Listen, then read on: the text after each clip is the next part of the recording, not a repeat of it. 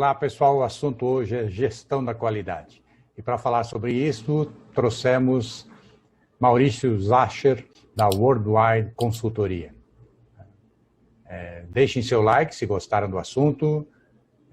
Depois, no final, vocês podem até dar um dislike se perceberem alguma coisa que não gostaram e nos avisem o que é, para que a gente possa melhorar. Nos avisem onde estamos acertando para podermos aprimorar cada vez mais.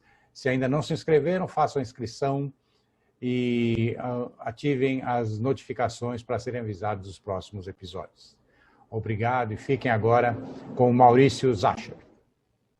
Ok, pessoal, bom dia a todos. Eu sou Maurício Zacher, sou engenheiro químico de formação. Antes de ser engenheiro, eu fiz matemática e atuo na área de gestão da qualidade desde 1978. Maravilha, Maurício, maravilha. É um prazer recebê-lo aqui. Obrigado. Por acidente de percurso, a minha carreira ela teve um link muito grande com a Abigraf, com a BTG, com o Senai, Teobaldo de Nigris, porque eu trabalhei 23 anos na indústria de papel. Olha, interessante. Eu comecei conta um pouco mais esse acidente de percurso aí. Eu comecei minha carreira na Papel Simão, né, quando ainda era Papel Simão. Me lembro da Papel Simão. E trabalhei até que o Grupo Votorantim comprou a empresa. Perfeito. Quando a Votorantim comprou a empresa, eu, acreditando em contos de fadas, eu falei assim, não quero mais ter patrão. Eu vou virar consultor. E aí arrumei vários patrões.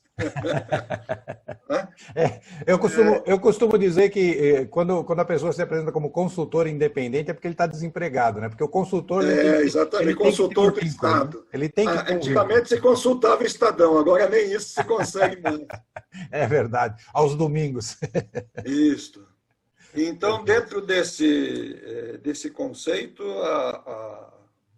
essa experiência no Papel Simão foi fantástica, em especial porque eu peguei a empresa numa época áurea, em que a empresa acreditava nas pessoas muito mais do que hoje, na minha opinião, e o conceito de recursos humanos era realmente dar competência aos colaboradores.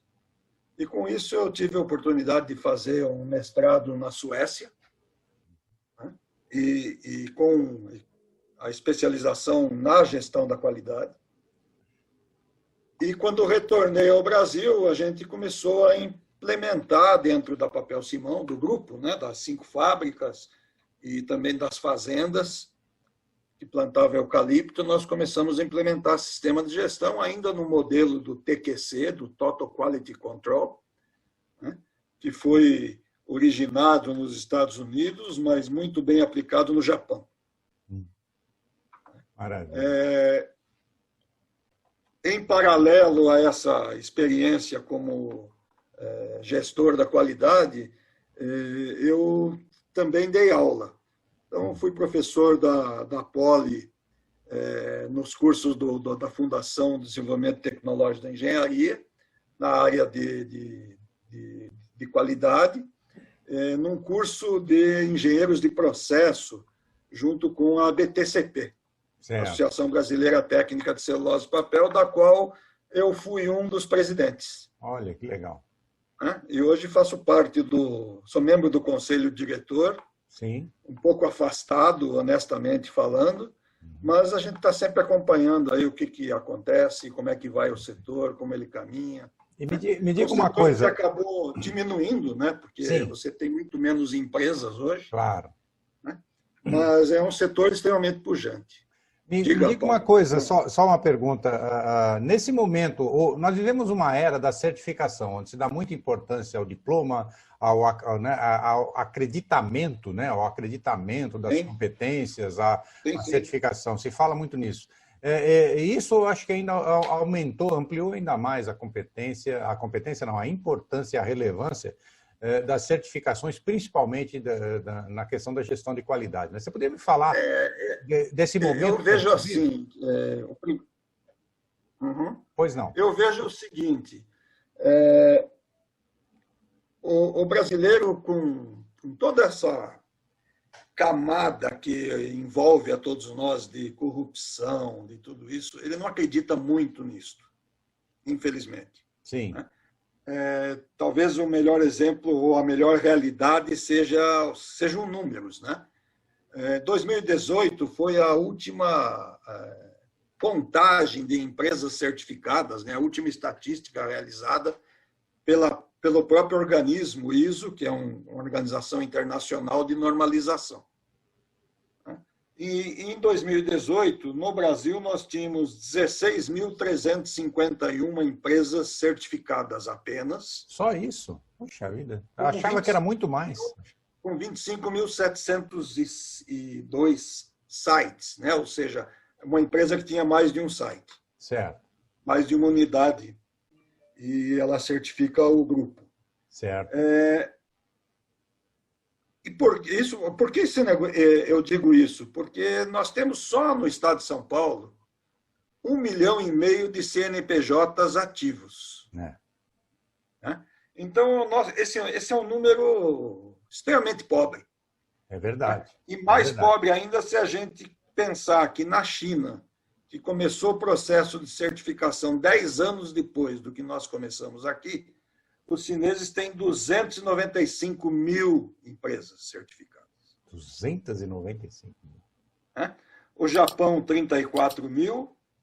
A Itália, 88 mil. A Alemanha, 48 mil. E a China desponta dessa maneira assustadora. Né? E a gente, com aquela cultura de que o produto chinês é o produto de 0,99 ou de 1,99. Nós temos essa impressão dos chineses, não é verdade? E aí, se você pensar, quer dizer, ou seja, tenho quase certeza que a máquina que está na sua frente, sim, assim como a minha, né, que é um Dell, que se diz assim, indústria brasileira, na verdade é indústria de montagem brasileira, porque as peças todas vieram da China. Sim, sim. Mas o próprio Estados Unidos, eu me lembro, eu trabalhei na Sharp em 1980, e o que falava na Sharp é o seguinte, lá no Vale do Silício, lá nos Estados Unidos, 80% dos componentes dos computadores, daquela revolução dos microcomputadores da década de 80, isso década de 80, 1979, sim, 80, 81. 80% dos semicondutores eram orientais, vinham do Japão, verdade, ou dos tigres asiáticos, né? Agora da China, né? Agora da China. Mas, de qualquer modo, eu diria assim, a empresa que tem uma certificação ISO, ela tem um diferencial. Sim. Né? E eu brinco muito com isso, dizendo assim, pelo menos ela sabe que qualidade ela tem. Sim. E ela sabe qual o caminho adotar se ela quiser melhorar essa qualidade. Né? Então, quando a gente fala em certificar uma empresa, não quer dizer que esta empresa não possa ter não conformidades, ou não possa ter falhas, ou não possa cometer erros, etc. Mas quer dizer que ela sabe quais são. Sim. E no momento que ela sabe quais são, ela consegue efetivamente trabalhar em cima dos erros, né? Para minimizá-los. Sim. E a vantagem é que está tudo documentado também, né? É necessário que esteja tudo documentado. Um histórico rápido, né, da ISO, né, diz que tudo que é bom, sim, ou ruim tem mãe. Essa é a única certeza. Né? Certo. E a série de normas ISO 9000 também teve uma mãe, né? Que é a norma inglesa BS 5750. Uhum.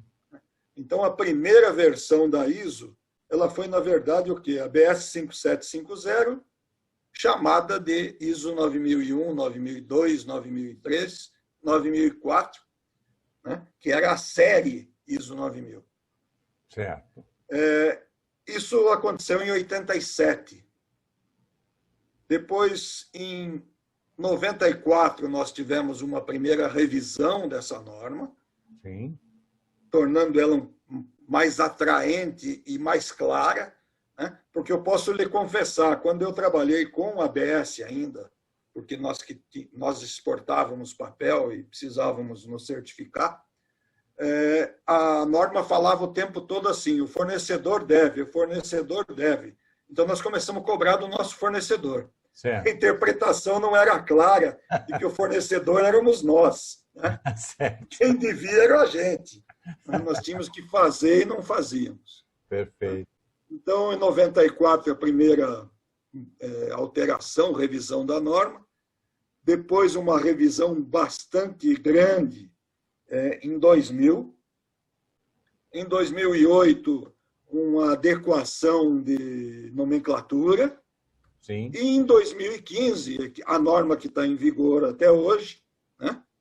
E que deve, em 2023, passar por uma nova revisão, ela tem uma roupagem muito mais clara e que possibilita muito mais aos usuários entendê-la. Perfeito. Né? De uma maneira simples. Né? Todas essas normas não foram criadas com o intuito de ter um organismo certificador que viesse certificá-las. Né? Tanto que muita empresa adota o conceito de autocertificação. Quer dizer, eu digo que aplico a norma e se você, meu cliente, quiser vir visitar e ver se é verdade, você vem e me audita. Né? Mas acabou se tornando também um negócio para os organismos de certificação. Né? Organismos esses que têm acreditação internacional, em alguns casos, e organismos que têm acreditação exclusiva, por exemplo, do Inmetro no Brasil. Nós temos, quer dizer, com esse número que é pequeno, de 16, 17 mil empresas, vamos pensar assim, nós falamos de 2018, que foi a última estatística, último levantamento, e nós temos algumas empresas brasileiras e temos muitas empresas internacionais. Então, no Brasil, nós temos 47 certificadoras, né, atuando. Algumas num leque bastante grande, que é o caso da SGS, que é a maior certificadora do mundo, algumas num leque um pouco menor, mas nós temos aí praticamente todas as certificadoras internacionais estão no país. Certo. A certificação, conceitualmente, ela é igual. E você ser certificado pela certificadora A ou pela certificadora B não diz que você é melhor ou pior do que o seu concorrente. O que eu digo aos meus clientes quando eu faço ajudo a preparar a empresa é o seguinte. Pergunta 1, você tem um cliente certificado? Sim. Ele é impactante, quer dizer, ele representa um percentual muito alto do que você vende? Se sim, faça pela mesma certificadora. Sim. Ele nunca vai poder dizer que teu certificado não é bom, porque é igual ao dele. Certo. Né? Se você não tem isso,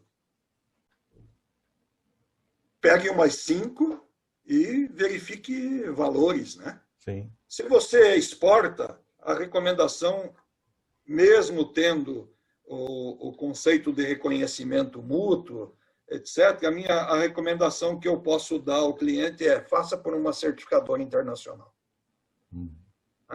Nós tivemos um caso há alguns anos, depois nunca mais tivemos notícias disso, mas nós tivemos um caso da Siemens, que resolveu no Brasil fazer a certificação pela Fundação Carlos Antônio Vasolini, e quando chegou para participar de uma licitação na Europa, quem olhou o certificado falou: o que é FICAV? Que certificadora é essa? Nunca ouvi falar. Mas isso, infelizmente, acontece por quê? Porque nós não temos a credibilidade que gostaríamos de ter. Perfeito. Nesse mercado de certificação existem ótimas certificadoras. Os auditores, muitas vezes, trabalham para mais de uma. Eu mesmo trabalho para 5 certificadoras, né, como auditor. E, na essência, o que a gente faz? A empresa que eu preparei não vai ser certificada por uma delas. Né? E se for, eu vou ficar fora do jogo, mesmo porque eu sou um terceiro na certificadora. Né? A intenção de realizar auditorias foi uma estratégia que nós adotamos na Worldwide, em 1994, porque nós falamos, temos que ver como é que o inimigo pensa, né? Certo. O que ele exige. Então, a melhor forma de fazer isso é fazer o curso de auditor líder, conseguir se qualificar, ser aprovado, e aí passar a fazer auditorias. Então, eu faço auditorias para a TUV, que é uma certificadora alemã, faço auditorias para o IKEA, que é uma certificadora nacional, para a SAS, que é nacional, para a MHS, que é nacional, para a TRC, que é canadense, e para a MHS, que é uma certificadora nacional também. E para o SQA americano. E para a TUV América também. Maravilha. E por que isso? Porque o que as certificadoras acabam buscando é o escopo do auditor, a experiência que ele tem nos vários segmentos e que possibilitam que ele possa fazer uma boa auditoria numa empresa que está buscando a certificação. Ele tem que conhecer um pouco do negócio da empresa para que o resultado seja bom. A ISO 9001, que é um sistema de gestão da qualidade, não é um sistema da qualidade, ela parte de um princípio que é você entender a empresa. Então, a primeira pergunta que deve ser respondida é qual é o contexto da minha organização? Onde ela se insere? Né? Dentro do ramo em que ela atua, quais são as partes interessadas? Né? E aí eu tenho as partes interessadas de origem interna, né? E aí eu estou falando dos próprios acionistas da empresa, eu estou falando dos colaboradores, né? Mas eu tenho que pensar nas partes interessadas externas. E aí a gente tem os sócios que não gostaríamos de ter, mas temos, que é os governos, né, com as legislações, com os impostos, etc. E aí eu tenho municipal, estadual e federal, né? Tenho que atender as legislações desses três órgãos, né, desses três organismos, vamos dizer assim, e porque são requisitos regulamentares. No Brasil, nos anos 97, alguma coisa assim, foi concebido também um programa brasileiro de qualidade no habitat, né? Um programa que visava ofertar para pessoas de baixa renda uma casa própria. Sim. E aí, com uma preocupação para que essa casa própria tivesse o mínimo de conforto e segurança para quem fosse adquiri-la, né? Mesmo que a um preço simbólico, não importa, né? Se usou a própria ISO, a 9001, e complementou essa norma ISO com requisitos específicos da construção civil. No momento que eu conheço o contexto, eu tenho que determinar o quê? Quais são os processos que eu tenho no meu sistema de gestão. E aí a essência de processo é lembrar que processo é qualquer coisa que agregue valor. Se não agrega valor, não é processo. Né? E o processo é um conjunto de atividades. E aí eu tenho que enxergar dentro dos meus processos, por exemplo, o processo comercial, quer dizer, como que eu vendo, o processo de aquisição, como que eu compro, o processo produtivo, como eu produzo, o processo da qualidade, como eu controlo a qualidade do que eu produzo, do que eu recebo, que suporte eu dou aos meus clientes depois que ele compra. Né? Como é que eu atendo uma necessidade do cliente, seja numa aplicação, seja quando ele desconhece, ou coisa desse tipo. Né? E esse aprendizado veio lá da indústria de celulose de papel. Né? Eu tenho uma lembrança vivida, e da qual eu, felizmente, escapei, foi quando nós fabricávamos papel para copos, né? Você deve lembrar que os copos eram de papel na época. Sim, sim. E nós fabricamos um copo de papel, levamos ao cliente, o cliente recebeu, começou a fabricar e nos chamou porque ele estava em desacordo com a especificação. Então, toca o Maurício e o colega dele, que era o assistente técnico,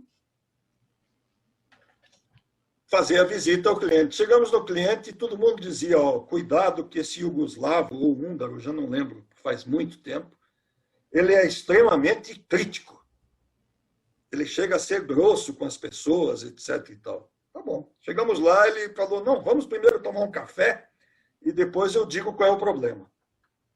E eu adoro o café, mas não sei por que eu disse, é melhor não tomar esse café.